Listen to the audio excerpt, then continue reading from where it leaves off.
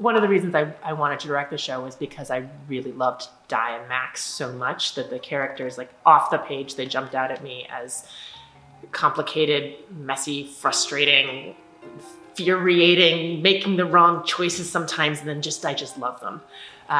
They are goofy, they're silly, they're both super, super smart, and what makes this play work is that their complexity, their like actual real rounded humanness, through all of the mess, through all of the confusion, you have these two characters that you just fall in love with, that you can follow through the journey.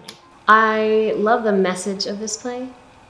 I think that it's interesting to watch these two people who know each other better than anybody in the world tell each other the truth in a way that they can't even tell themselves the truth. I don't know who says it, but there's that line about how the best lies you tell are the ones you tell 3 feet from a mirror.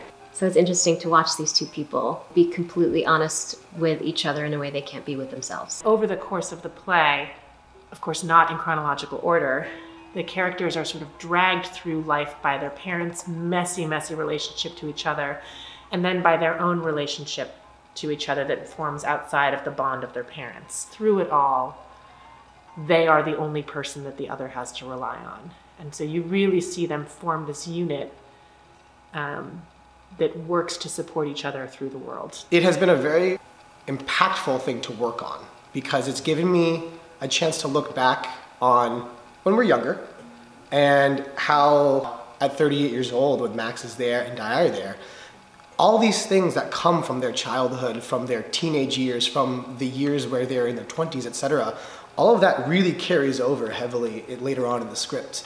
I love Carla's writing and I love this play because it reads so honestly as your truest, longest relationship.